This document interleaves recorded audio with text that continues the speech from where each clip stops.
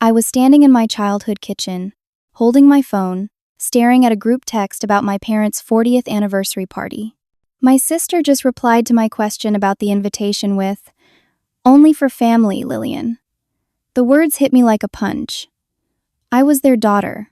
I had always been their daughter. But her message continued. "You know what I mean. Real family, people who've been there. I was adopted at age 3, and apparently, after 30 years, that still mattered." My hands were shaking as I read Amanda's message again. Real family. The words burned into my brain like acid. I had spent 3 decades being a daughter, a sister, a part of this family. But apparently, blood was all that mattered in the end. I pressed the call button next to my mother's name. It rang 6 times before going to voicemail. Her voice, cheerful and warm, asked me to leave a message. I hung up. What was I supposed to say? Why did my own sister just tell me I'm not real family? I tried my father next. He answered on the 3rd ring, but his voice sounded strained and uncomfortable. "Hi, sweetheart," he said, but there was something off about his tone. "Dad, what's going on with the party?" "Amanda just told me I'm not invited because it's only for family." "I am family." "Right?" There was a long pause. Too long.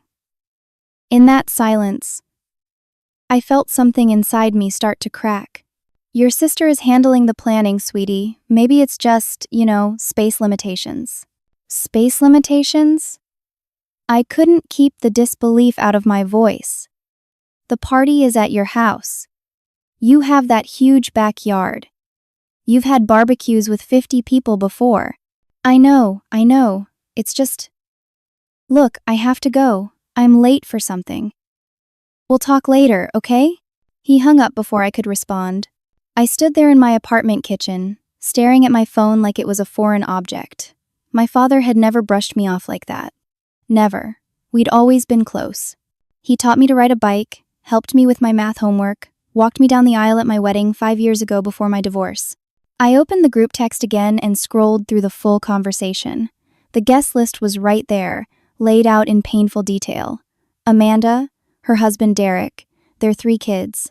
Kyle, his wife Shannon, their 2 kids. Aunt Patricia and Uncle James. Cousin Sarah and her family. Even the Hendersons, the neighbors who lived 3 houses down and who I'd maybe spoken to twice in my entire life. I kept scrolling. There were names of people I barely knew. My father's college roommate, my mother's book club friends, distant cousins I'd met once at a funeral 10 years ago. But not me, not Lillian. I set my phone down on the counter and walked to my living room window. Outside, the September afternoon was beautiful. The trees were just starting to turn gold and red.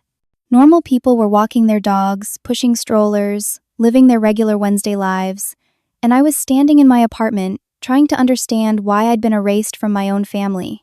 My phone buzzed. I grabbed it, hoping it was my mother finally calling back, but it was just a notification from social media. Without thinking, I opened the app, and there it was, Amanda's latest post, posted 20 minutes ago. A photo of her sitting at our parents' dining room table, surrounded by papers and decoration samples. The caption read, "Planning Mom and Dad's 40th with my real siblings. Family is everything. So blessed to be doing this with the people who matter most. Blood is thicker than water." I felt like I'd been slapped. The post already had 63 likes. I scrolled through the comments, each one feeling like another small knife to my heart. "So glad you're keeping it intimate and meaningful." From Aunt Patricia, "Blood family only is so special." "This is exactly right." From someone named Jennifer, who I thought was a friend of Amanda's. "Perfect. This is how it should be." From Aunt Carol, my mother's sister. My own aunt, the woman who'd babysat me when I was 7, who'd taken me to get ice cream and told me stories about my mother's childhood. She thought this was how it should be. Me, excluded. I sat down hard on my couch, still staring at the screen. The comments kept coming.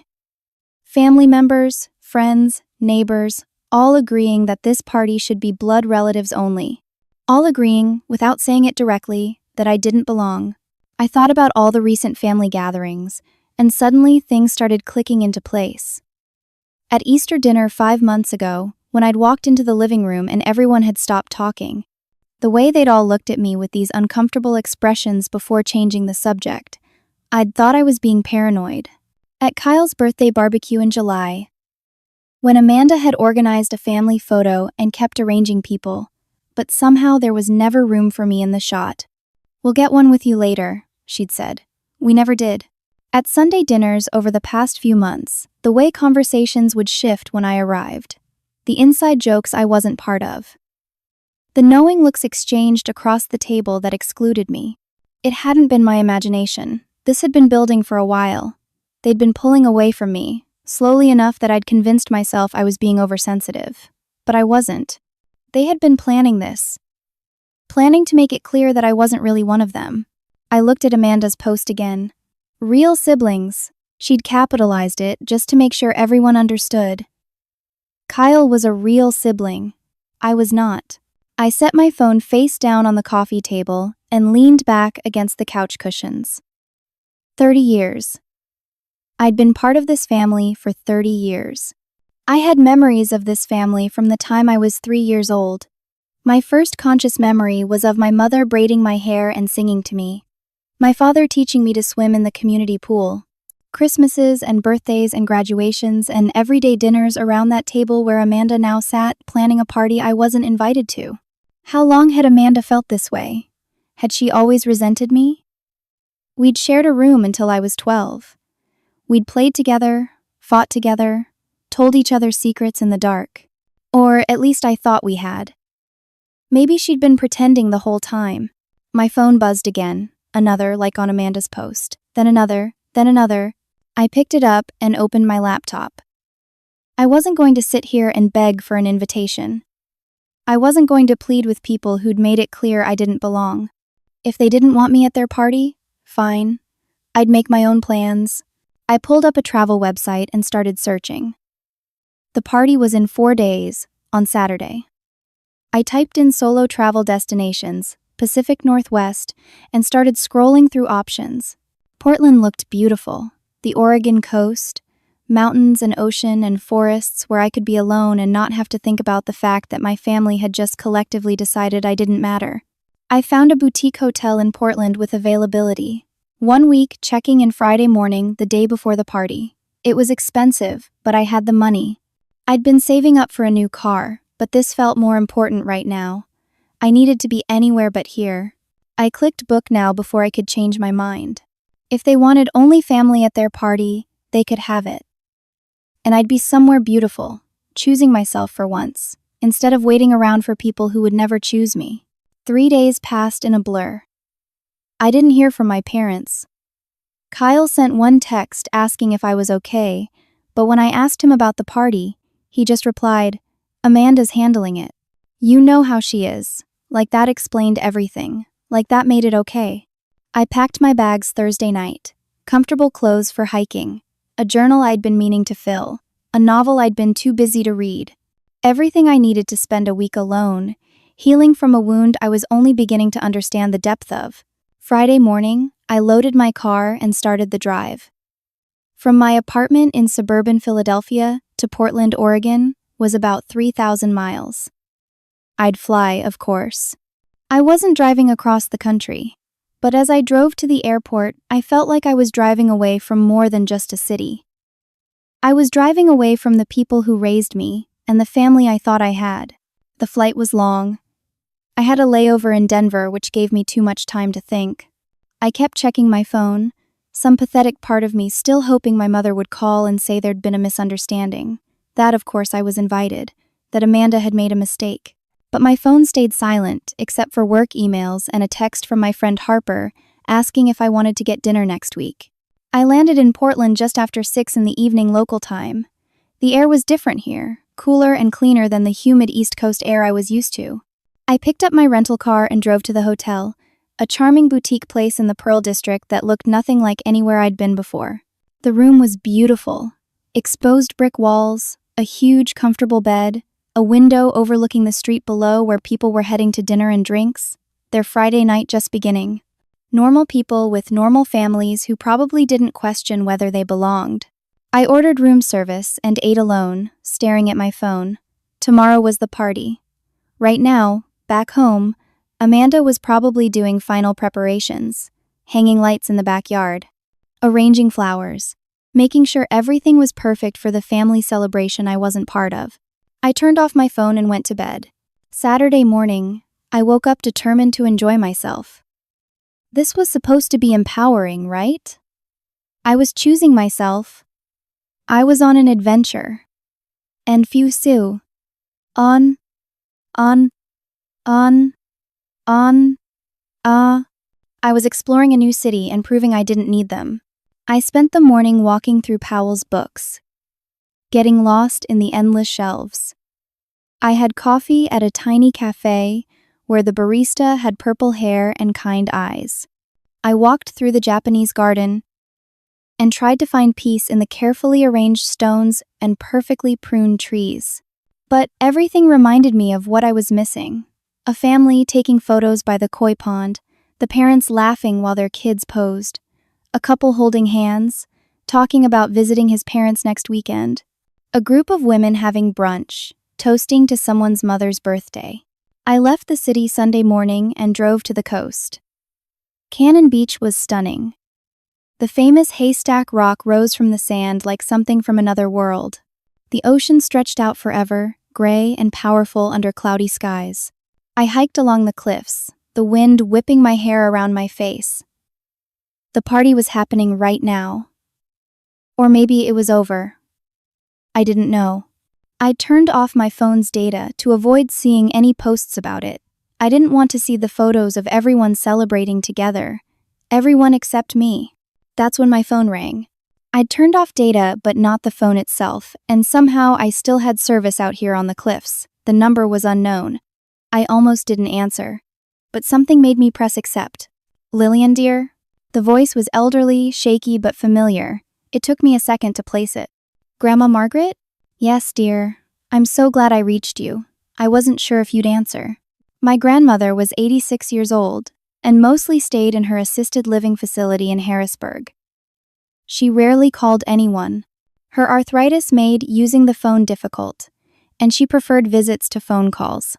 "Is everything okay?" I asked. "Are you all right?" "I'm fine, dear, but I need to tell you something before Saturday. I can't stay silent anymore." "Grandma, it is Saturday."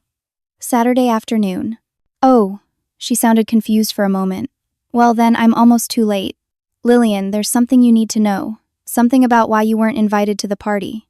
I sat down hard on a large piece of driftwood, my legs suddenly weak. "You know about that?" "Everyone knows about it, dear. And I can't stand by and let this happen without you knowing the truth." "What truth?" "Amanda has been lying about you. For months now. Since around March or April, I think. She's been telling everyone in the family that you've been talking badly about us to other people." My stomach dropped. "What?" "She told your mother and father that you told your coworkers you were forced into a family of strangers.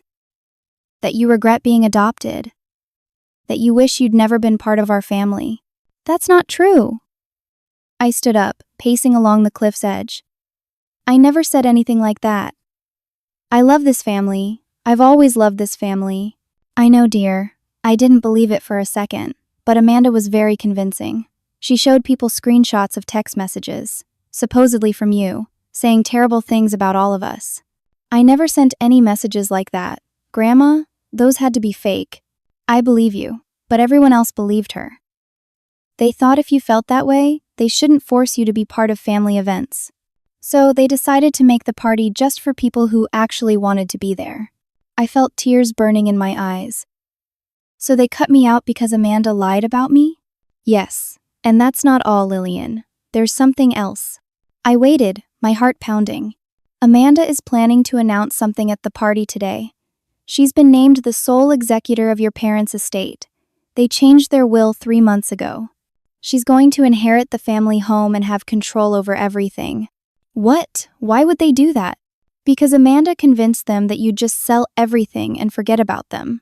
She told them you said you couldn't wait for them to die so you could be free of your fake family. I heard her say it to your mother with my own ears when I visited last month. Your poor mother was crying. I felt like the cliff beneath me was crumbling away. This wasn't just about a party. This was about my entire place in the family, my entire future with them. Amanda had systematically destroyed my reputation and stolen my inheritance, and I'd been completely unaware it was happening. Grandma, why didn't you tell me sooner? I didn't know it had gone this far until last week, and I couldn't get my phone to work properly until today. These arthritic hands don't do well with these tiny buttons. But I couldn't let you not know. You need to understand what's happening.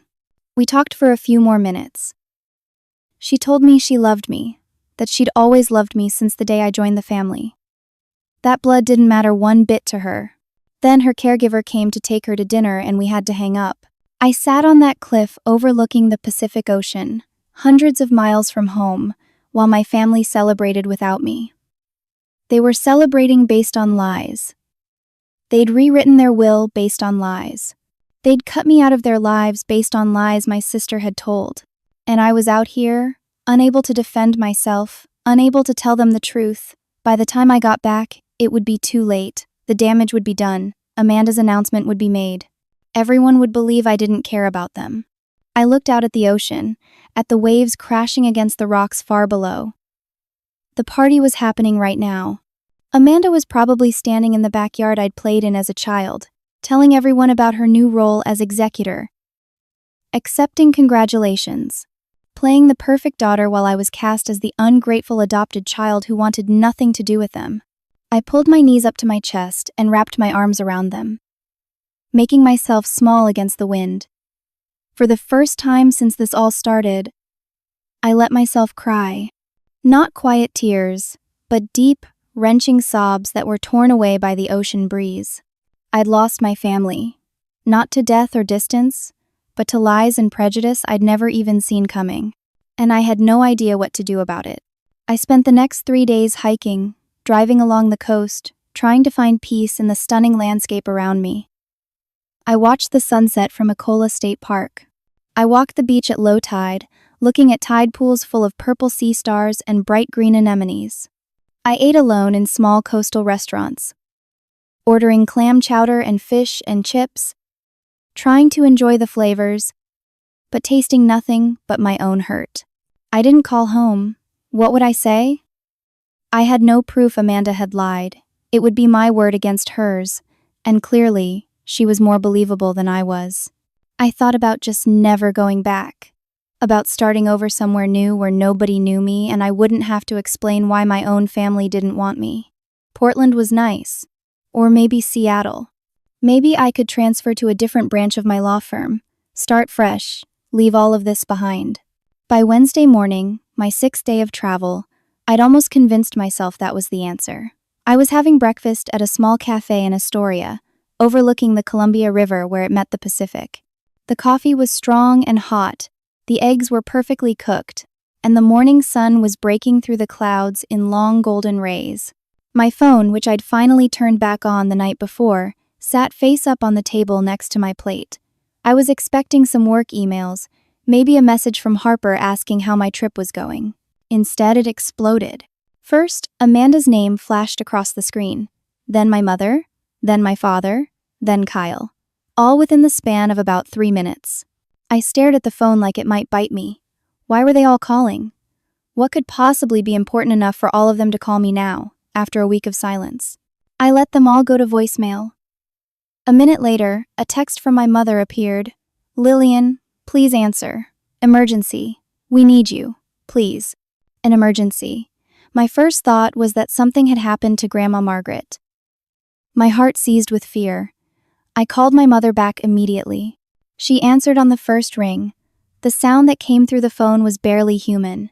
Hysterical crying, gasping sobs, words I couldn't make out. Mom, slow down. What happened? Is Grandma okay?" "It's not Grandma." She was crying so hard I could barely understand her. "It's Amanda, and Derek, and the business." "Oh God, Lillian, everything is falling apart." "What are you talking about? What's falling apart?" My father's voice came on the line. He must have taken the phone from her. He sounded worse than I'd ever heard him. His voice was shaking, on the edge of tears. "Lillian, we need your help. Something terrible has happened." At the party, Derek got drunk and, oh God, baby, it's all falling apart. Dad, I need you to slow down and tell me what happened. He took a shaky breath. I could hear my mother still crying in the background. At the party, after Amanda made her announcement about being executor, Derek got into an argument with Kyle. He was drunk, really drunk, and he started yelling about money, about debt. Kyle tried to get him to go inside, but Derek just kept going. He was out of control. Okay, I said slowly. What did he say? He told everyone. He told everyone that he and Amanda have been gambling. For over a year, they've racked up over $200,000 in debt. I felt my stomach drop. $200,000. They took out a second mortgage on their house without telling anyone, my father continued. They've been desperate to pay it back. And Derek said, he said Amanda found a way to get the money. I closed my eyes. How? The business, Lillian. My business. Amanda's been embezzling from the company. She's the office manager. She handles all the accounts. And she's been moving money into hidden accounts for months. Since January, Kyle thinks. My father's accounting firm, the small but successful business he'd built over 30 years. The business that supported my parents employed 15 people and was supposed to fund their retirement. How much? I asked quietly. We don't know yet. Kyle started going through the records after Derek's confession. So far, he's found at least $300,000 missing. But there could be more. The business accounts are a mess. And, Lillian, it's worse than that. How could it be worse? Amanda forged my signature on documents. Transfer authorizations, tax forms, loan applications. She made it look like I approved everything, like I knew about the transfers. I understood immediately. So if this is investigated, it looks like you're responsible. Yes. His voice broke. Kyle called our attorney Sunday night after he found the first evidence. The attorney said we need to report it, but if we do, I could be charged with fraud. Even though I didn't know, even though I never authorized any of it. My signature is on everything. Where's Amanda now? Gone. My mother's voice came back on the line. She'd gotten control of herself enough to speak, though she still sounded wrecked. Her and Derek both. They left the party Saturday night after Derek's outburst. No one's seen them since. Their house is empty. They took the kids. We don't know where they are. Have you reported them missing? No, my father again. Because if we do, then we have to explain why. And then the investigation starts. And then I might go to prison, Lillian, for something I didn't do. I sat there in that sunny cafe, surrounded by tourists and locals enjoying their Wednesday morning, while my world continued to fall apart 3,000 miles away. The business is facing bankruptcy, my father said. Our retirement savings were tied up in the company. It's all gone. And if I'm charged with fraud, we'll lose the house paying for legal defense. Your mother and I will have nothing. Dad, I didn't know what to say. You're a corporate lawyer, Lillian. You handle this kind of thing. Please. I know we hurt you. I know what we did was terrible. But please, baby, we need your help. I don't know what to do. Kyle's text came through while my father was talking. I glanced at it. I'm sorry about everything. Amanda lied about you. I should have known. I should have asked you directly. Please come home. Dad's having chest pains from the stress. He might be having a heart attack. A heart attack. My father might be having a heart attack because his daughter had stolen from him, framed him, and disappeared. My mother's voice came back. Lillian, please. I know we don't deserve your help. But your father could go to prison. And he didn't do anything wrong. Please. I looked out the window at the river, at the beautiful morning, at my half-eaten breakfast growing cold. I thought about Amanda's message. Only for family. I thought about real family and blood being thicker than water. I thought about being excluded from a party, while the person who excluded me was stealing hundreds of thousands of dollars and framing our father for it. I need to think, I said finally. Think? Lillian, we need help now. Your father needs to see a doctor. We need a lawyer. I said I need to think. My voice came out harder than I intended. Give me an hour. I hung up before they could argue. I sat there staring at my phone for a long time. They wanted my help now. After everything, they'd believed the worst about me, cut me out of their lives, changed their will, excluded me from a family celebration. But now that Amanda had destroyed everything and run away, suddenly they remembered I existed. Suddenly I was family again, because I was useful. I opened the group text I'd been avoiding and typed, "Do we even know each other?" Then I turned off my phone, got in my car, and drove north toward Washington. I wasn't ready to rush home. Not yet. Maybe not ever. They could wait, the way they'd made me wait for an explanation that never came. I cut my trip short by one day. Not because I was ready to forgive them, but because despite everything, I couldn't stand the thought of my father actually having a heart attack. Kyle had texted me again before I turned off my phone saying Dad was at the hospital, but it was just severe stress, not a heart attack. Still, the image of him in a hospital bed wouldn't leave my mind.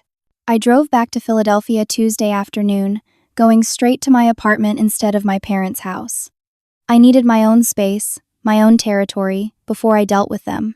The messages had continued piling up, even with my phone off. When I finally turned it back on Wednesday morning, I had 47 missed calls and 31 texts, all from family, all begging for help. I finally agreed to meet them that afternoon.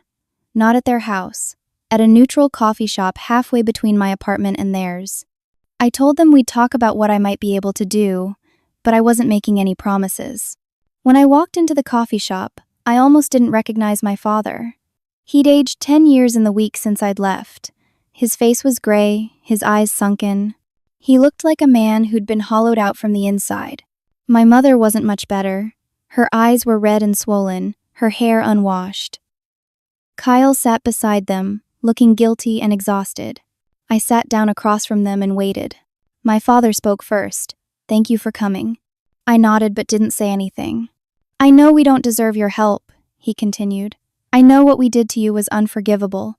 We believed Amanda's lies without even asking you if they were true. We let her convince us that you didn't care about this family, and we hurt you. Badly." "Yes," I said simply. "You did." My mother reached across the table like she wanted to take my hand, but I pulled back. She flinched like I'd slapped her. "Amanda showed us screenshots," she said. "Text messages where you said terrible things about us. About being adopted. About wishing you'd never been part of our family. They looked so real." "They weren't real," I said. "I know that now," she said, starting to cry again. "I'm so sorry. We should have asked you directly. We should have known you'd never say those things." "But you didn't know," I said. "You immediately believed I would. That's what hurts, Mom. You've known me for 30 years, and you immediately believed I'd trash talk you to strangers." Kyle cleared his throat. "I'm sorry too, Lillian. I should have defended you. I should have questioned it, but Amanda was so convincing. She cried when she showed us the messages. She said you'd been pulling away from the family for months and she didn't know how to help you." I looked at the three of them, these people who'd raised me, who I'd loved my entire conscious life, and I felt a strange mix of anger and pity. "Tell me everything about the business situation," I said, "and be honest. Don't leave anything out." They spent the next hour explaining. The accounting firm my father had built from nothing was in ruins. Amanda had been moving money systematically since January, right after she'd been named office manager. Small amounts at first, then larger and larger sums. She'd created fake vendor accounts, authorized payments to non-existent contractors, and transferred funds to offshore accounts. The forged signatures were sophisticated. She'd apparently practiced my father's signature for months. The transfers looked legitimate at first glance. Kyle had spent the past 3 days going through everything with their business attorney. The attorney's assessment was grim. If the IRS investigated, which they probably would, my father would likely be charged unless they could prove he had no knowledge of the fraud. "The problem is, I'm the owner," my father said. "I'm responsible for everything that happens in the business. Amanda was acting under my authority as office manager. Even if I didn't know, I should have known." That's what the attorney said. "The business accounts are frozen," Kyle added. "We can't make payroll. Our 15 employees are going to lose their jobs. Some of them have been with Dad for 20 years. I listened to all of it, taking mental notes, asking questions. Despite my hurt and anger, my legal mind was already working on the problem. This was what I did. Corporate law, fraud cases, contract disputes. I was good at it. I'll need to see all the documents Kyle collected, I said finally. And I'll need access to the business accounts and records. I'll work with your attorney to build a case showing Dad had no knowledge. My mother started crying again, this time with relief. Thank you so much. I'm doing this because Dad doesn't deserve to go to prison, I said firmly. I'm doing this because those employees don't deserve to lose their jobs because Amanda is a thief. I'm not doing this because we're okay now. We're not okay, do you understand? They all nodded. I'll help Dad avoid jail, I continued. That's it. Don't expect me to just forgive and forget. Don't expect everything to go back to normal. It won't. We understand, my father said quietly. Whatever you're willing to give us, we'll take it. I spent the next 2 days buried in documents. Kyle had done good work collecting evidence. Bank statements, email logs, transfer authorizations. I worked with the family's corporate attorney, a man named Gerald Patterson who'd been practicing law longer than I'd been alive. Together, we started building a case.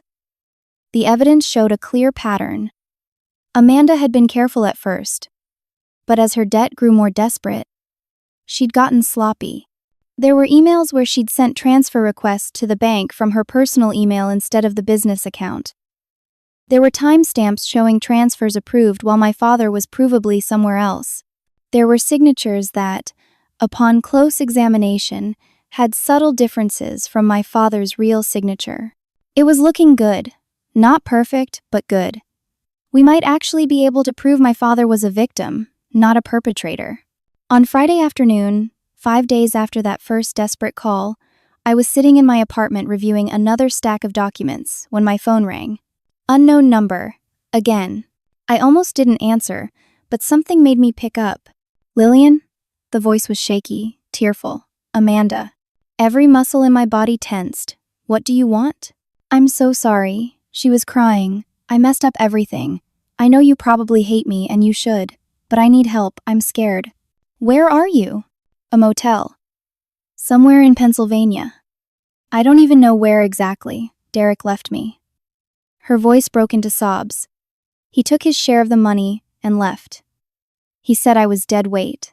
That I screwed everything up with that stupid announcement at the party. He left me here with no money and no car, and I don't know what to do. I felt zero sympathy. You need to turn yourself in. I know I do. That's why I'm calling. I'll turn myself in. I'll confess to everything.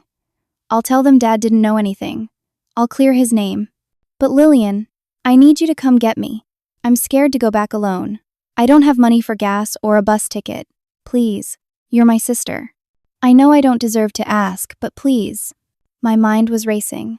If Amanda turned herself in with a full confession, it would make everything easier. The investigation would be quick. Dad would be cleared immediately. This whole nightmare could be over in weeks instead of months or years. Where are you? I asked again. She gave me the name of a motel off Route 30, about 2 hours west of Philadelphia. I'll be here waiting. Thank you, Lillian. Thank you so much. I'm going to make this right, I promise. I hung up and immediately called my father. Amanda just called me, I said. She wants to turn herself in. She's at a motel about 2 hours from here. I'm going to go get her. Oh, thank God, my father breathed. I knew she'd come around. I knew she'd do the right thing in the end. Something about his immediate faith in Amanda annoyed me, but I pushed it aside. I'll bring her back. She said she'll confess to everything and clear your name. Be careful, he said. And Lillian? Thank you. For everything. I grabbed my keys and headed out. The drive took me west on Route 30, through small towns and farmland. The fall colors were even more vibrant here. The trees blazing gold and scarlet against the gray sky. I found the motel easily. It was a rundown place called the Roadside Inn, the kind of place with hourly rates and questionable stains on the carpet. Amanda had said she was in room 12. I parked and walked to the door, knocked. No answer. I knocked again, harder. Amanda? It's Lillian. Still nothing. I walked to the motel office. The clerk behind the desk, a thin man in his 60s with a cigarette dangling from his mouth, looked up when I entered. "I'm looking for someone in room 12, I said. "Amanda Johnson?" He checked his computer. No one by that name checked in. "Are you sure? My sister said she was here. Room 12 specifically." "Room 12 is empty. Has been for 2 days. I felt a cold sensation creep up my spine. "Can you check if someone matching this description checked in?" I described Amanda. He shook his head. "No one like that. Sorry." I walked back to my car in a daze. Amanda wasn't here. She'd lied about being here. But why? What was the point of getting me to drive 2 hours to an empty motel? I tried calling her number. It went straight to voicemail. Confused and increasingly worried, I started driving back toward Philadelphia. I was about 40 minutes from home when my phone rang. Kyle. "Lillian, where are you?" "Driving back from some motel where Amanda was supposed to be but wasn't." "Why?" "You need to come to your apartment right now. The police are here." "What? Why?" "They have a warrant for your arrest." The world seemed to tilt sideways. "What?" "They're saying you embezzled money from Dad's business. They have evidence, emails, transfers from your IP address. Lillian, they're saying you framed Amanda. That you're the real thief." I pulled over to the side of the road, my hands shaking so badly I could barely hold the phone. "That's impossible." "I didn't. I've been helping build the case against Amanda. "I know, we know, but they have evidence. Lillian, I think you've been set up." "Amanda." While I was driving to that empty motel, while I was 2 hours away from home, she'd done something. She'd made it look like I was the one embezzling. I'd fallen right into her trap. "Don't come home," Kyle said. "Come to Mom and Dad's house. We'll figure this out." But it was too late. I was already pulling back onto the road, already heading home, because running would make me look guilty. And I wasn't guilty. I got to my apartment building 30 minutes later. 2 police cars were parked outside. When I walked in, the officers were waiting in the lobby. "Lillian Cooper?" "Yes. You're under arrest for embezzlement and wire fraud." They read me my rights while putting handcuffs on my wrists. My neighbors watched from doorways, their faces shocked. My landlord stood by the elevator, shaking his head. As they led me out to the police car, I saw my laptop bag sitting in the lobby.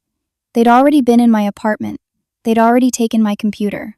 Amanda had planned this all along. She'd never been at that motel. She'd called me from some burner phone, lied about turning herself in, and gotten me out of my apartment so she could execute the final part of her plan. While I was gone, she'd used remote access to my computer to make more transfers. Transfers that came from my IP address. Transfers that looked like I'd been the thief all along, and that Amanda had been my scapegoat. I'd come back to help my family, and I'd walked straight into the trap my sister had been building for me all along. The holding cell was cold. Gray cinder block walls, a metal bench, fluorescent lights that buzzed and flickered. I sat there for 7 hours before they finally processed my bail. $50,000. I had to pay it myself, using money from my savings account. The savings I'd been building for years, for a house someday, for my future, gone in an instant. My parents didn't offer to help. When I called them from the police station, my mother just said they were still processing everything and didn't have that kind of cash available right now. My father didn't even come to the phone. I was released at 2 in the morning. I took a taxi home because my car was still at the police station, impounded as evidence. My apartment felt violated. The police had searched it thoroughly. Drawers hung open, papers were scattered, my laptop was gone. I didn't sleep. I sat on my couch and stared at the wall until the sun came up. At 8 in the morning, I called a criminal defense attorney my colleague had recommended once. His name was Marcus Webb, and his retainer was $10,000. Another chunk of my savings? Gone. And Tresix. He agreed to see me that afternoon. I spent the morning reviewing the evidence the police had shown me during booking. It was damning. Emails that appeared to come from my account, discussing the embezzlement. Transfer authorizations with my digital signature. Bank records showing money moved during times when I was supposedly working from home. Most damning of all, the transfers made yesterday, while I was supposedly driving to get Amanda. Transfers that came from my apartment, from my IP address, from my computer, while I'd been 2 hours away on a wild goose chase. When I met with Marcus, he reviewed everything with a grim expression. "This is sophisticated," he said. "Someone knew exactly what they were doing. These emails look real. The timestamps and IP addresses match. Your digital signatures are on everything." "My sister set me up," I said. "She had remote access to my computer. She made those transfers yesterday while I was gone." "Can you prove that?" "I was driving. I can show my GPS location. I stopped for gas. There are cameras." "That proves you weren't physically at your computer," he said. "It doesn't prove someone else was accessing it remotely." "Do you have any evidence of remote access software on your machine?" "The police took my computer." "Then we'll need to have a forensic expert examine it." "But Lillian, I have to be honest with you. This doesn't look good. The prosecution has a strong case. The evidence points directly to you." I left his office feeling like I was drowning. I went to my parents' house to try to explain, to show them I'd been framed. My mother answered the door, but she didn't invite me in. "Mom, I need to talk to you and Dad. I need to explain what happened." "The police showed us the evidence, Lillian. That evidence is fake. Amanda planted it. She had remote access to my computer. She made those transfers while I was driving to that motel. How do we know you're not lying?" My father's voice came from behind her. He appeared in the doorway, and his expression was hard, cold. "How do we know this isn't just another layer of your deception?" I felt like he'd physically struck me. "Dad, it's me. You know me. You know I wouldn't do this. We thought we knew Amanda too," he said. "We trusted her. And look what she did. Then we trusted your evidence against her. But now the police are saying you manufactured that evidence, that you were setting her up from the beginning. That's not true. The police showed us emails from your account," my mother said quietly. "Emails from months ago, planning the embezzlement, discussing how you'd frame Amanda if anyone got suspicious, how you'd use the adoption resentment as a motive for her to have done it." I felt the ground shifting beneath me again. Amanda had thought of everything. She'd planted emails going back months. She'd created a complete narrative where I was the mastermind, and she was the fall guy. "You have to believe me," I said, hearing the desperation in my own voice. "Mom, Dad, please. I came back to help. I could have stayed in Oregon, but I came back because you asked me to. Or you came back because you realized you needed to be here to manage the cover-up," my father said, "to make sure your frame job of Amanda worked." Kyle's car pulled up behind me. He got out, saw me standing on the porch, and his expression was conflicted. "Lil, you need to go," he said quietly. "Kyle, please. You know me. Tell them I wouldn't do this." "I don't know what to believe anymore," he said. "The evidence looks really bad. And if you did this, if you stole from Dad and tried to frame Amanda, and then brought us all into it." He shook his head. "Just go, please." I looked at the three of them standing there. These people who'd raised me, who I'd thought were my family, and I saw the truth in their faces. They were willing to believe the worst about me again. First Amanda's lies about me trash-talking them. Now this. They were willing to believe I was a thief, a liar, someone who'd destroy her own father for money. "Grandma Margaret was right about one thing," I said quietly. "She told me you all believed Amanda too easily, that you wanted to believe the worst about me. I didn't understand why until now. But I do now. It's because I'm not really your daughter. I was never really your daughter. I was the adopted kid who you never fully trusted. Amanda was right when she said only for family. She meant it. And so did you." I turned and walked away before they could respond. I didn't have my car, so I called a taxi and waited on the sidewalk. They didn't come out. They just closed the door and left me standing there. Over the next week, everything fell apart. My law firm called. They were putting me on unpaid administrative leave pending the investigation. They couldn't have someone facing embezzlement charges working on corporate fraud cases. It was a conflict of interest. The local news picked up the story. Local attorney charged in family business embezzlement. My face was in the paper, in online articles. Professionally, I was destroyed. My neighbors avoided me in the hallway. My best friend Harper called and said she needed some space to think about things until this was all sorted out. Even my grandmother Margaret, who'd been my one ally, called sounding confused and hurt. Someone had shown her the evidence. Someone had convinced her I might have done it. I was completely alone. Marcus worked on my defense, but every day brought more bad news. The forensic examination of my computer showed the remote access software, but it had been deleted. There were traces of it, but not enough to prove conclusively that someone else had controlled my machine.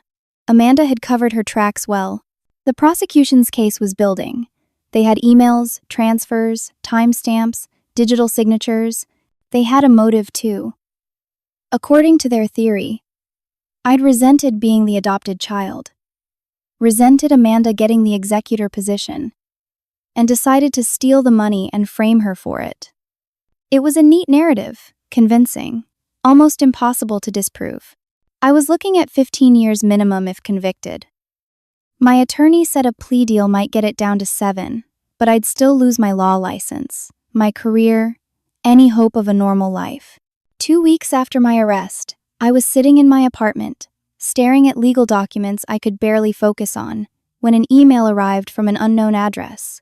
I almost deleted it, assuming it was spam or a reporter trying to get a statement, but something made me open it. There was no text in the email, just a video file attachment. I clicked on it. The video was security camera footage from inside a house, time-stamped 2 weeks before the anniversary party. The angle showed a living room. I recognized it immediately as Amanda's house. Amanda was sitting on the couch with Derek and another man I didn't recognize. The audio was crystal clear. Amanda was speaking. "Once I get her back here helping with Dad's case, I'll trigger the transfers from her apartment. She'll look guilty, and all the heat comes off us." Derek, "What if she doesn't come back?" Amanda, "She will. She's pathetic. She's always desperate to prove she belongs in this family. It's actually sad. She'll come running the second we ask for help. She always does." The unknown man, "And you're sure this setup will work?" Amanda, "Positive. I installed remote access software on her laptop months ago when I visited her apartment for lunch. Remember that day, Derek? I told you I needed an hour. I set everything up then. I have her passwords, her IP address, everything. It'll look like she's been planning this for a year. By the time we're done, everyone will believe she's the mastermind and I'm just a victim she tried to frame." Derek, "What about the money?" Amanda, "Already moved to accounts in the Caymans under her social security number. Even if they freeze our accounts, that money is untouchable. And it all traces back to her. She'll take the fall for everything." The unknown man, "This is pretty elaborate." Amanda laughed. It was a cold, calculating sound I'd never heard from her before. "It has to be. I need her completely destroyed. Professionally, legally, personally. I need her so buried she can never come back. Because honestly, I'm tired of pretending she's family. I've been waiting for years to push her out completely. This is perfect. She'll go to prison, Dad will be heartbroken enough to cut her out of the will entirely, and I'll have everything." Derek, "What if she figures it out?" Amanda, "She won't. She's too trusting, too desperate to be part of this family. She's believed every lie I've ever told about us being close. Every lie about me caring about her. She has no idea I've hated her since the day she showed up. She took attention away from me. She took my parents away from me. I was their only daughter, and then suddenly I had to share them with some stranger kid. I've been planning to get rid of her for 20 years. This is just the perfect opportunity." The video continued for another minute, with them discussing details of the frame job. Then it ended. I sat staring at the screen, my hands shaking. There was a text message attached to the email. "I'm Derek's brother. I was the tech guy who helped set this up. I installed the remote access software. I helped create the fake emails. I helped move the money to make it look like you did it. but I can't live with this anymore. I didn't know it would go this far. I didn't know Amanda really wanted to destroy your entire life. She's already talking about framing someone else next, probably your brother Kyle, because she wants the whole business for herself. I'm sending you everything I have. All the videos, all the planning documents, all the proof that you're innocent. I'm leaving the country tomorrow. I'm sorry. I should never have helped her. Please use this to clear your name. Attached to the email were dozens of files. Videos, screenshots, chat logs between Amanda and Derek. Records showing when the remote access software was installed on my computer. Evidence of Amanda creating fake email accounts in my name. Bank records showing how she'd moved money using my stolen credentials. Everything I needed to prove my innocence was right here. I called Marcus immediately. He came to my apartment within an hour. We watched the videos together, reviewed all the files. This is incredible, he said. This proves everything. It proves you were framed, proves Amanda planned the whole thing, proves she had motive and means. With this, we can get the charges dropped immediately. What about Amanda? With this evidence, she's looking at 20 years minimum, maybe more, and Derek too, if they can find him. I should have felt relieved, vindicated, but all I felt was empty. I had the proof of my innocence. I could clear my name, but I'd still lost 2 weeks of my life to this nightmare. I'd still spent my savings on bail and lawyers. I'd still been abandoned by my family, my friends, my neighbors. I'd still had my face in the paper as a criminal. And my family had believed it. They'd believed I would steal from my own father. They'd believed I would destroy them all for money. Amanda had been right about one thing. I had been desperate to prove I belonged. I had been willing to do anything for their approval, their acceptance, their love. But they'd never really loved me. They'd never really accepted me. And Amanda had known that. She'd known exactly how to use that against me. I looked at Marcus. File the emergency motion. Let's get this to the prosecutor today. We will. Lillian, you're going to be okay. This is over. But it wasn't over. Not really. Because even with proof of my innocence, I'd learned something I could never unlearn about the people who raised me. They were willing to believe the worst about me without evidence. Twice. And that was something no amount of proof could fix. The emergency motion worked faster than I'd expected. Marcus filed everything with the court first thing the next morning, including all the video evidence, the chat logs, and the technical documentation showing the remote access software installation. By noon, the prosecutor's office called. They wanted to meet immediately. By 3 in the afternoon, I was sitting in the prosecutor's office with Marcus while they reviewed the evidence. The lead prosecutor, a serious woman in her 50s named Catherine Reeves, watched the videos with an increasingly dark expression. "This is damning," she said when the last video finished. "We'll be dropping all charges against you immediately. I'm sorry for what you've been put through, Miss Cooper. Based on this evidence, your sister is the clear perpetrator here." "What happens now?" I asked. "We issue an arrest warrant for Amanda Johnson and Derek Johnson immediately. We'll also want to question Derek's brother, though it sounds like he's already fled the country. Regardless, with this evidence, we have a solid case. Your sister is going away for a very long time." The charges against me were officially dropped by the end of the day. Marcus arranged for a press release. Charges dropped against Philadelphia attorney after evidence proves sister framed her in elaborate scheme. The news outlets that had crucified me days before now ran corrections. My face was back in the papers, but this time with a different headline. Wrongfully accused attorney exonerated as sister arrested in fraud case. My law firm called that evening. The managing partner himself, apologizing profusely and asking when I could return to work. They wanted to give me a raise for my trouble. A promotion, even. Whatever I needed to make this right. Harper called, crying, apologizing for doubting me. My neighbors who'd avoided me suddenly smiled in the hallways again. The world that had turned against me was suddenly eager to welcome me back. But I felt nothing, just emptiness. The police found Amanda the next day. She'd been hiding at Derek's mother's house in Richmond, Virginia. Derek had already fled to Mexico, but Amanda didn't have a passport. She'd been stuck, hoping the frame job would hold long enough for her to disappear. She was arrested and brought back to Philadelphia. The bail was set at $500,000. She couldn't make it. She'd have to wait in jail for her trial. My phone started ringing. First Kyle, then my mother, then my father. I let them all go to voicemail. I wasn't ready. But they kept calling. Finally, my father showed up at my apartment door. I opened it but didn't invite him in. "Lillian," he said. He looked terrible. Older, grayer, worn down by everything. Thank God. The news said the charges were dropped. They said Amanda framed you. I can't believe. I'm so sorry. Are you? I asked flatly. Of course I am. We were devastated when we heard. We never really believed you did it. We were just confused. The evidence looked so real. You told me yourself. You didn't know what to believe anymore. You turned me away from your house. You didn't even come to see me when I was arrested. We were in shock. We didn't know how to process it all. You know what I was in? I said, my voice rising. I was in a holding cell. I was spending my life savings on bail and lawyers for a crime I didn't commit. I was watching my career get destroyed in the news. I was completely alone because everyone abandoned me, including you. We made a mistake, he said desperately. We should have believed you. I know that now. You made the same mistake twice, Dad. Amanda lied about me talking badly about the family, and you believed her immediately. Then she framed me for embezzlement, and you believed that immediately too.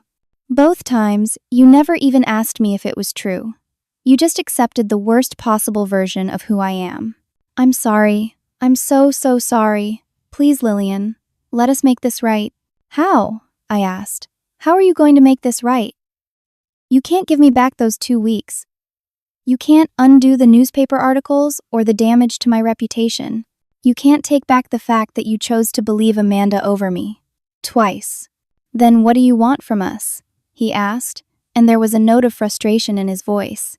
What can we possibly do? I don't know, I said honestly. I don't know if there's anything you can do. He left, looking broken. My mother called an hour later, crying, begging to come see me. I told her I needed time. Kyle texted asking if we could talk. I didn't respond. I spent the next few days alone, processing everything. Marcus called with updates on Amanda's case. The prosecution was building their case.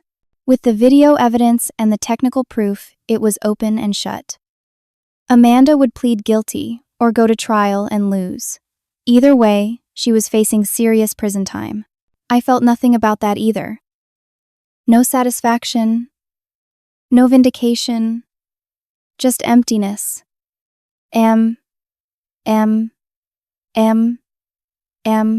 A week after the charges were dropped, my mother called again. This time I answered. Lillian, please. We need to talk to you. Your father is... He's not doing well. He needs you. I don't think I have anything to say to you right now, Mom. I know we hurt you.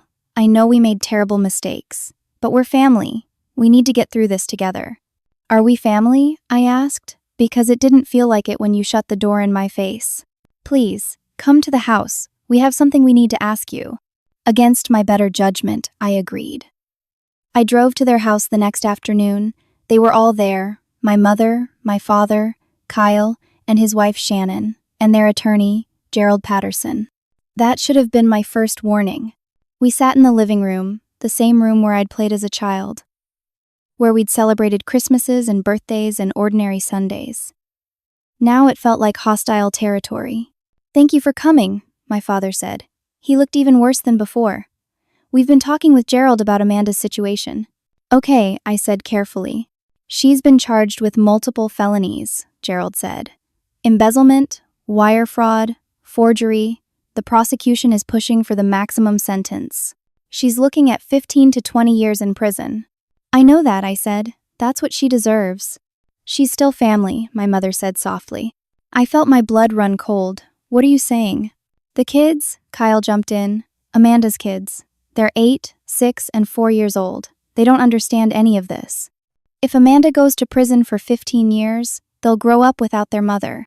That's Amanda's fault, I said. She chose to do what she did. We know that, my father said. But they're innocent. They're our grandchildren. We can't let them suffer for Amanda's mistakes. What does this have to do with me? There was an uncomfortable silence. Then my mother spoke. "You're a lawyer, Lillian. You know how these things work. You have connections. The prosecutor respects you after everything that happened. You could help negotiate a plea deal." I stared at her in disbelief. "You want me to help Amanda?" "We want you to help your nieces and nephew," Kyle said. "They need their aunt, both aunts. If Amanda goes away for 20 years, they'll barely remember her when she gets out. You could testify as a character witness," my mother continued. "You could tell the court that despite what she did, she's not a monster, that she made mistakes but she's still a good mother. It might help reduce her sentence, maybe get it down to 7 or 8 years instead of 15 or 20. I looked around the room at all of them. My father, my mother, Kyle, Shannon, all looking at me with hope in their eyes, and Gerald, looking uncomfortable, but professional. "Let me make sure I understand this correctly," I said slowly. "Amanda lied about me to the family. She excluded me from your anniversary party. She stole hundreds of thousands of dollars. She framed our father for fraud. Then she framed me for fraud. She tried to destroy my entire life. She sent me to jail. She damaged my career and my reputation.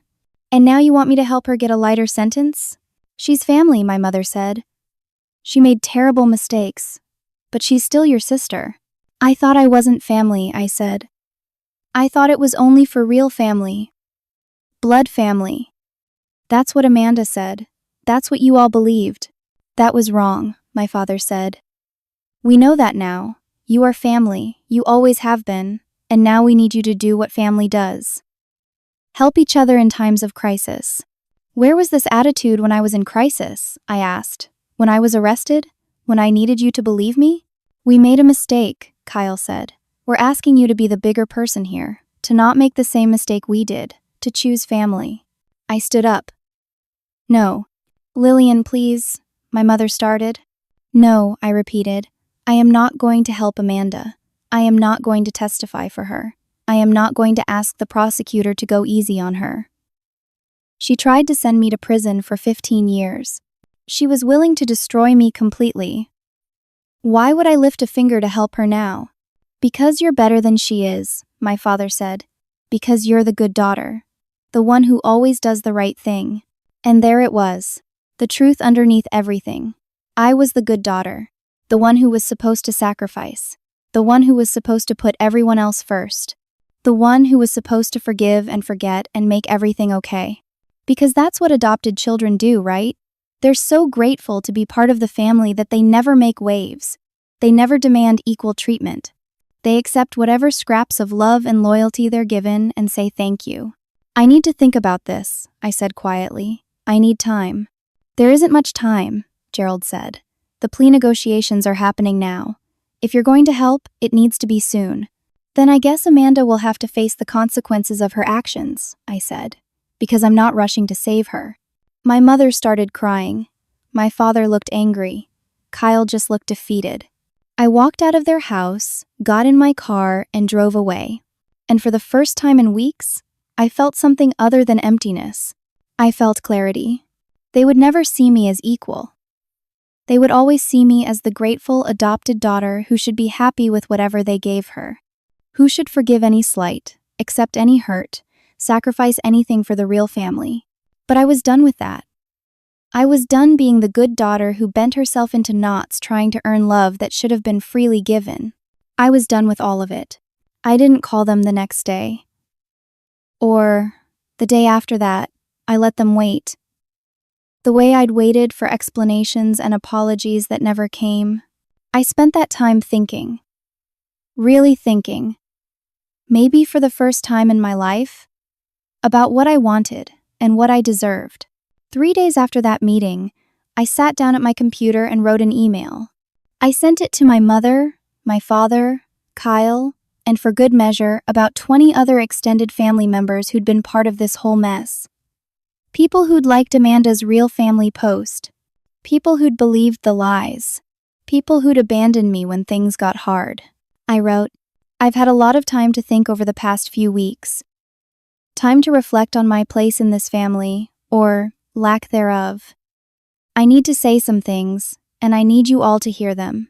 From the moment I was adopted at age 3, I tried to earn my place with you. I tried to be the perfect daughter, the perfect sister, the perfect granddaughter. I studied hard, stayed out of trouble, made you proud. I thought if I was good enough, I'd be accepted fully as one of you. But I was wrong. No matter what I did, I was always going to be the adopted kid. The outsider. The one who didn't really belong. Amanda made that clear when she said the anniversary party was for real family only. You all made it clear when you believed her lies about me without ever asking if they were true. You made it clear when I was arrested and you turned me away. You made it clear when you immediately believed I would steal from my own father. And you're making it clear now by asking me to help Amanda after everything she did to me. Here's what I've learned. Family isn't about blood. It's not about biology or adoption or any of that. Real family shows up. Real family believes in you. Real family doesn't have a hierarchy of who matters more.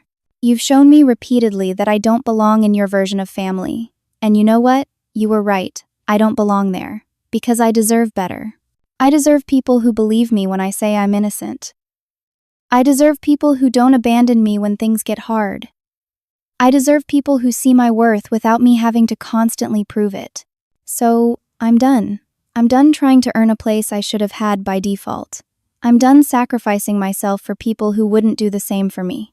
I'm done being the grateful adopted daughter who accepts whatever scraps of love and loyalty you throw my way. As for helping Amanda? No, absolutely not. She tried to destroy my entire life. She was willing to send me to prison for 15 years. She admitted on video that she's hated me for 20 years and has been planning to push me out of the family. Why on earth would I help her now? Because her kids need her? Where was that compassion when she was actively trying to ruin me? I'm not cruel, I'm not vindictive, but I'm also not a doormat anymore. Amanda made her choices. Now she gets to live with the consequences. That's how the real world works. To all of you, you can reach out to me for genuine emergencies only, but I won't be coming to family dinners or holidays. I won't be pretending everything is fine. I'm not cutting you off out of anger. I'm setting boundaries out of self-respect. I hope someday you understand what you did. I hope someday you realize how much you hurt me. But I'm not going to wait around for that realization. I'm moving forward with my life, surrounded by people who actually value me. I wish you all well, I really do. But I'm done being your second-class daughter. I hit send before I could second-guess myself. The responses came within minutes. My mother called, crying. My father sent a long email trying to explain, to justify, to convince me I was wrong. Kyle texted saying I was being too harsh, that families make mistakes. I didn't respond to any of them. Instead, I called grandmother Margaret. She was the one person who'd always believed in me, who'd tried to warn me about Amanda's lies.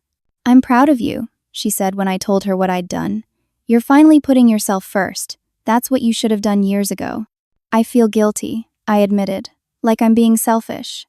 Honey, there's nothing selfish about protecting yourself from people who hurt you, even if those people are family, especially if those people are family. Blood doesn't give anyone the right to abuse you. I kept in contact with her after that. She was the only one from the biological family I maintained a relationship with. Everyone else, I let fade away. Amanda took a plea deal. 7 years in prison, with possibility of parole in 5. Not the 20 years she deserved in my opinion, but enough that she'd miss a significant chunk of her children's lives. I felt no guilt about not helping her. Those were consequences she'd earned. Derek was eventually extradited from Mexico and got 5 years. The money was mostly recovered, though legal fees ate up a lot of it. My father's business slowly recovered with Kyle running it properly. Life went on for them, and life went on for me, but separately. My law firm not only kept me on but fast-tracked me for partnership. Within a year, I made partner, the youngest in the firm's history. The publicity from my case, once the truth came out, had actually helped my career. People saw me as a survivor, a fighter, someone who didn't break even when everything was stacked against her. I built a life I was proud of. I traveled more, both for work and pleasure. I went back to the Oregon coast and hiked those same trails. But this time, without the weight of family pain on my shoulders. I dated someone wonderful, a fellow attorney who couldn't believe my family had treated me the way they did. We took things slow, but it was good, real, built on actual trust and respect. I made real friends, people who chose me and who I chose back. Harper and I reconnected once she'd properly apologized, and our friendship was stronger for having been tested. I built a chosen family of people who showed up for me, who believed in me, who valued me. 6 months after I sent that email, my father had a minor heart attack. My mother called, her voice shaking. "He's asking for you. He says he's sorry. He says he understands now what we did. Please come." I thought about it for a long time. Part of me wanted to refuse, to hold firm to my boundaries, to protect myself from more hurt. But another part of me, the part that still remembered the man who taught me to ride a bike and helped with my homework, couldn't ignore that call completely. I visited him in the hospital, just me, no one else in the room. He looked smaller in that hospital bed. Fragile. Old. The heart attack had been mild, but it had scared him. "Hi, baby," he said when he saw me. His eyes filled with tears immediately. "I'm so sorry. I'm so sorry for everything." I pulled a chair next to his bed and sat down. "Tell me what you're sorry for specifically. I need to hear it. I need to hear it." I let Amanda poison me against my own daughter, the daughter who's always been there, who never gave me a reason not to trust her. I believed the worst about you without evidence. Twice. I turned you away when you needed me. I failed you as a father. The tears were running down his face now. You deserved better. You deserved a father who defended you, who believed in you, who saw your worth. Instead, I treated you like you were less than Amanda and Kyle just because we didn't share blood. And that was wrong. So wrong. I felt my own eyes getting wet. Yeah, it was. Can you ever forgive me? I thought about that question. Really thought about it. "I can forgive you," I said finally. "Not for you. For me. Because holding on to all this anger is exhausting. But Dad, forgiveness doesn't mean going back to how things were. I need you to understand that." "I do understand," he said quickly. "Whatever relationship you're willing to have with me, I'll take it, even if it's just occasional phone calls. Even if you never want to see me again after today. I understand. I hurt you too badly to expect things to just go back to normal. I'll visit you occasionally," I said. "We can talk. We can try to rebuild something. But it's going to be different, boundaried, careful. I need to protect myself." "I understand," he said again. "Thank you. Thank you for even giving me this chance." We talked for a while longer. He told me he'd been in therapy, trying to understand why he'd treated me differently. He admitted he'd always had a fear that, because I was adopted, I might leave them one day. So he'd unconsciously kept me at arm's length, never fully letting me in. Because it would hurt less if I left. The irony was that his fear had become a self-fulfilling prophecy. By treating me like I might leave, he'd pushed me away. It was honest, raw, more honest than he'd ever been with me. I left the hospital feeling something I hadn't felt in months. A tiny bit of hope that maybe, eventually, we could have some kind of relationship. Not the one we had before. That was gone forever. But maybe something new, something healthier. My mother tried harder. She called regularly, respecting my boundaries when I said I needed space, never pushing too hard. She apologized genuinely, admitted her mistakes, and worked on earning back my trust bit by bit. Kyle and I maintained a distant relationship. He'd apologized too, but there was always an awkwardness between us now. He'd sided with Amanda too easily, believed the worst about me too quickly. That wasn't something that could be smoothed over with a simple sorry. 2 years passed. 2 years of building my new life, of healing, of learning what it felt like to be valued for who I was rather than who I tried to be. I made partner at my law firm, and we threw a celebration party. I rented out a private room at a beautiful restaurant downtown. I invited my real friends. The people who'd stood by me or who'd come into my life after everything fell apart. Harper was there. My boyfriend, Marcus, the attorney who'd defended me, and who'd become a close friend, and then something more. Colleagues who respected me, friends who chose me, and grandmother Margaret, who sat at the head of the table like the queen she was, beaming with pride. My parents had sent a card but didn't come. I'd invited them, but I think they understood that this wasn't their space. This was my space, my celebration, my chosen family. As I looked around that room at all the people who loved me, who'd chosen me and who I'd chosen back, I realized something profound. Amanda had been right about one thing. The party should be only for family. She just had no idea what family really meant. Family isn't who you're born to or who adopts you. Family isn't about blood or biology or legal documents. Family is the people who show up, the people who believe in you even when things are hard, the people who see your worth without you having to prove it, the people who choose you again and again, not because they have to, but because they want to. I finally had that. I finally had the real family I'd been searching for my whole life. I'd just been looking in the wrong place. The pain of what happened with my biological family would always be there. Some scars don't fully heal, but I'd learned to carry it without letting it define me. I'd learned that you can forgive people and still choose not to let them hurt you again. I'd learned that walking away from toxic people isn't cruel or selfish. It's survival. It's self-preservation. It's self-love. Most importantly, I learned that my worth was never actually up for debate. I didn't need anyone's permission or approval to matter. I mattered because I existed. I mattered because I chose to matter to myself. And that was the greatest gift this terrible experience had given me. The knowledge that I was enough. Not because I earned it or proved it or fought for it, just because I was me. Standing in that restaurant, surrounded by people who genuinely loved me, making a toast to new beginnings and hard-won victories, I felt something I hadn't felt in years. I felt at peace. I felt like I finally belonged.